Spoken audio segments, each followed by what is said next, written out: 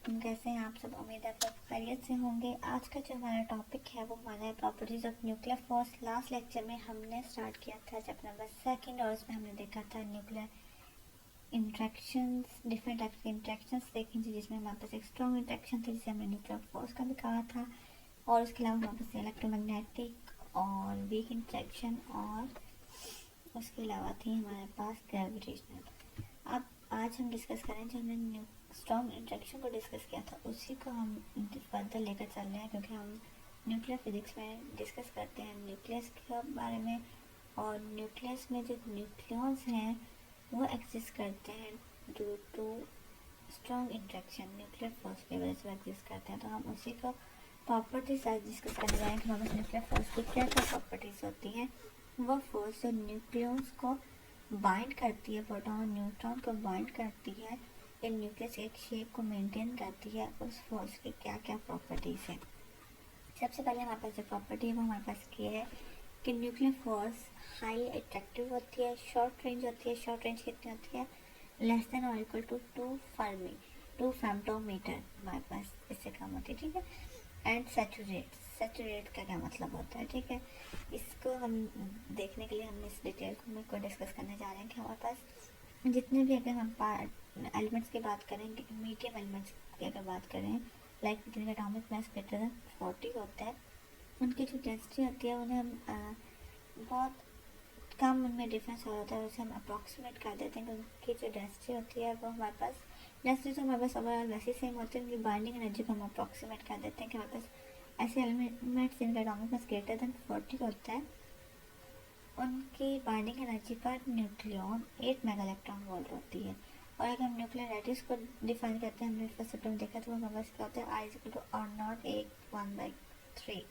और इसमें R0 हमारे पास क्या होता है, ये कांस्टेंट था 1/2 फेम्टोमीटर, 1.25 में भी हम इसे कहते हैं 10⁻15 मीटर, और हमारे पास जो बाइंडिंग एनर्जी से बी से रिप्रेजेंट करते हैं, ठीक है।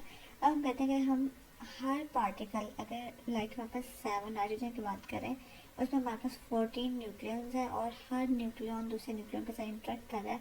मतलब अगर हम 14 की बात करें और 14th न्यूक्लियॉन पे हम इंट्रैक्शन चेक करना चाहें, तो वो हमारे पास क्या होगा, 13 न्यूक्लियॉन का इंट्रैक्शन इस पर होगा। लाइक हमारे पास क्या होगा, A × A-1, एक जिसमें इंट्रैक्ट हो रहा है उसका माइनस बाकी उस पर क्या, वो कहते हैं अप्रॉक्सीमेटली स्क्वायर के इक्वल होता है, ठीक है।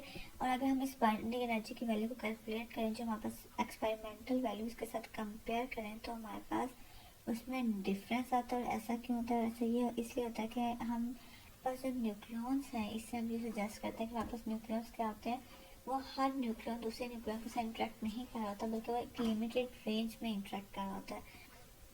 उससे हम कहते हैं वो हमारे पास न्यूक्लियर फोर्स क्या होती है, सैचुरेट होती है, शॉर्ट रेंज होती है। लाइक अगर हम हमारे पास एक न्यूक्लियस है, उसमें हमारे पास लार्ज नंबर ऑफ प्रोटॉन और न्यूट्रॉन एग्जिस्ट कर रहे हैं, तो उस केस में जो न्यूट्रॉन होगा वो अपने नेबरिंग न्यूट्रॉन के साथ इंटरेक्ट करेगा, लेकिन नेक्स्ट नेबर्स के साथ इंटरेक्ट नहीं करेगा। जैसा कि हम कहते हैं कि हमारे पास जो रेंज होती है, अगर हम देखें तो हमारे पास अबाउट 0.8 फेम्टोमीटर टू 2 फेम्टोमीटर न्यूक्लियर फोर्स या स्ट्रॉन्ग इंट्रैक्शन फोर्स हमारे पास एग्जिस्ट करती है। और उससे पहले 0.8 फेम्टोमीटर से पहले भी रिपल्सिव फोर्स होती है, और उसके बाद भी हमारे पास होती है रिपल्सिव फोर्स, और रिपल्सिव फोर्स उनके दरमियान एग्जिस्ट करती है। तो ये जो ये वाला एरिया होता है उसके दरमियान हमारे पास स्ट्रॉन्ग इंट्रैक्शन फोर्स एग्जिस्ट करती है। तो हमारे पास न्यूक्लियर फोर्स की जो प्रॉपर्टी क्या है, एक तो हमारे पास अट्रैक्शन फोर्स है, सेकंड शॉर्ट रेंज है, वो एक स्पेसिफाइड डिस्टेंस में एग्जिस्ट करती है, थर्ड वो सैचुरेट है। सैचुरेट का मतलब ये है कि वो अपने फर्स्ट नेबर्स के साथ इंटरेक्ट करती है, नेक्स्ट इंटरेक्ट नहीं करती, ठीक है। लाइक हमारे पास यहाँ पे एक न्यूट्रॉन है, यहाँ पे प्रोटॉन है, यहाँ पे न्यूट्रॉन है, और फिर एक प्रोटॉन है, तो इस न्यूट्रॉन के साथ इंटरेक्ट करेगी, लेकिन प्रोटॉन नेक्स्ट प्रोटॉन के साथ इंटरेक्ट नहीं करेगी। तो हम सिर्फ अपने जो इर्द गिर्द वाले जो फर्स्ट नेबर्स है, जिनको वो सराउंड करे, सिर्फ उनके साथ इंटरेक्ट करेगी, उस सराउंडिंग एंड बाउंड्री वाल के नेक्स्ट जो न्यूक्लियस है उनके साथ इंटरेक्ट नहीं करेगी। इससे हम कहते हैं कि न्यूक्लियर फोर्स हमारे पास क्या है, सैचुरेट इस बिहेवियर को।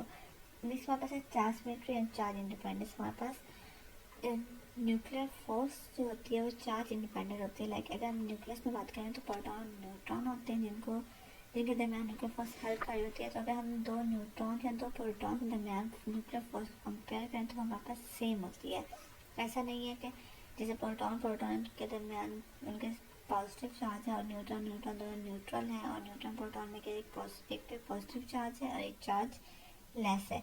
तो उन तीनों पेयर्स के दरमियान हमारे पास क्या होती है, फोर्स बिल्कुल सेम होती है, तो इसलिए हम कहते हैं हमारे पास न्यूक्लियर फोर्स क्या है, वो चार्ज इंडिपेंडेंट है। और चार्ज सिमेट्री से हमारे पास ये है कि हमारे पास न्यूक्लियस के अंदर चार्ज इक्वली डिवाइड होता है। ऐसा नहीं होता कि किसी एक पोर्शन में ज़्यादा चार्ज हो और दूसरे पोर्शन में कम चार्ज हो, तो हमारे पास चार्ज में इक्वली चार्ज डिवाइड होता है न्यूक्लियस में ओवरऑल। नेक्स्ट हमारे पास एक्सचेंज फोर्सेस है, हमारे पास different types of exchange forces exist करती है। Quantum mechanics where two interacting particles can exist in a state in which some same common properties can be shared. इसमें हमारे पास क्या आती हैं, विग्नर एक्सचेंज फोर्सेस आती हैं, हेजनबर्ग एक्सचेंज फोर्सेस आती हैं और मैजोनर। अब जब दो न्यूक्लियस आपस में इंटरेक्ट कर रहे हैं तो उनके इंटरेक्शन से जो पार्टिकल्स इंटरेक्ट करें तो कैसा रिजल्ट होता है, कैसा बिहेवियर होता है। अगर हम विग्नर एक्सचेंज फोर्सेस की बात करें तो इस केस में हमारे पास क्या होती है, नॉन एक्सचेंज फोर्सेस भी कहते हैं कि इसमें हमारे पास after interaction of particles, elementary particles, ना तो न्यूक्लियस की स्टेट्स चेंज होती हैं और ना ही उनकी स्पिन चेंज होती है, दोनों हमारे पास क्या होती है, सेम रहती है। जैसे हमारे पास ये एग्जांपल है, ये विग्नर एक्सचेंज फोर्स है, इसमें हमारे पास प्रोटॉन है, इसकी अप स्पिन है और न्यूट्रॉन की हमारे पास डाउन स्पिन है। फर्स्ट प्लेस पे प्रोटॉन है, सेकंड प्लेस पे न्यूट्रॉन है और आफ्टर एक्सचेंज ऑफ पार्टिकल्स हमारे पास प्रोटॉन क्या है, वो भी हमारे पास फर्स्ट प्लेस पे है अप स्पिन के साथ है, न्यूट्रॉन हमारे पास सेकंड प्लेस पे और डाउन स्पिन के साथ है। ठीक है, उसके बाद नेक्स्ट हमारे पास है हेजनबर्ग एक्सचेंज फोर्स। जब न्यूक्लियस के दरमियान हेजनबर्ग एक्सचेंज फोर्स एग्जिस्ट करती है तो उस केस में उनकी क्या होती है, पोजीशंस चेंज होती हैं और उसके अलावा हमारे पास क्या होती है,